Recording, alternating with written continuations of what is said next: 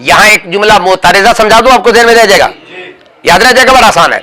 कुरान पाक में लफ्ज़ आते हैं वमा अरसलनाका इल्ला रहमतन लिल आलमीन, वमा अरसलनाका नहीं भेजा हमने आपको, इल्ला रहमतन लिल आलमीन मगर तमाम जहानों के लिए रहमत बनाकर। अब पहले मा आ गया, उसके बाद आ गया इल्ला।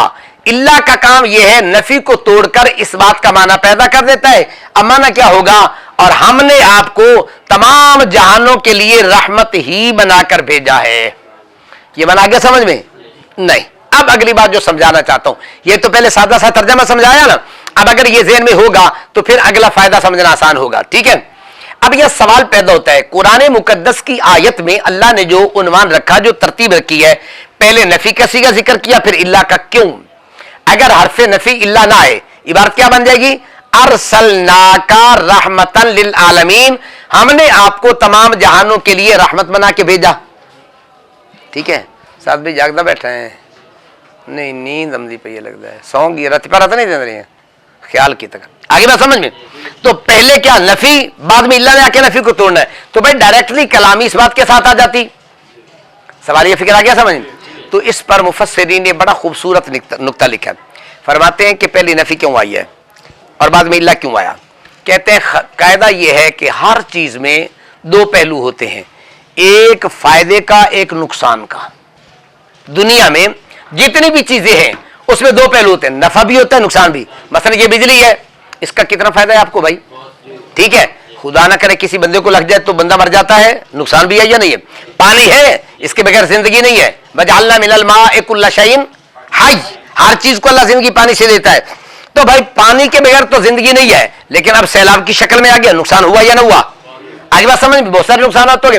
तो कायनात में कोई चीज ऐसी नहीं है जिसमें दोनों पहलू ना हो, नफा भी होता है और। तो अब सवाल पैदा होता था कि आका करीम अलैहिस्सलाम को अल्लाह ने रहमत बना के भेजा, तो हर चीज में दो पहलू होते थे, एक नफे का, एक नुकसान का। तो क्या हुजूर की जात में भी माज़अल्लाह ये दो पहलू होंगे, नुकसान भी होगा, नफा भी होगा? तो अल्लाह ने पहले नफी का सीगा बोल दिया, बाद में इल्ला के साथ नफी को तोड़कर इस बात का फरमाया नफी किसकी की है? नुकसान की है। और इस बात किसका किया? रहमत का किया। मतलब क्या बनेगा? हर चीज में दो पहलू हो सकते हैं, नफा भी, नुकसान भी, लेकिन कायनात में एक मेरा वाहिद महबूब है जिसमें नुकसान का पहलू नहीं, रहमत ही रहमत बन के आए हैं। अब आ जाएगा मतलब समझ में? तो अब इस इल्ला के कहदे को ज़हन में रखिएगा तो फिर पता चलेगा कि इल्ला, इसी में कहता हूं जब आप कुरान मुकद्दस की तफसीर ग्रामर के लिहाज से करेंगे ना, ग्रामर आएगी तो करेंगे ना, फिर मजा आएगा कि कुरान क्या कहना चाहता है। बात आ गई समझ में? कुरान पाक का तर्जमा तफसीर जब पढ़े ना तो ग्रामर के साथ पढ़ेंगे, फिर इसका लुत्फ आएगा, फिर मजा आएगा कि कुरान क्या कहना चाहता है। हम सीधे साधे तर्जमे पढ़ते हैं, मजा नहीं आता है।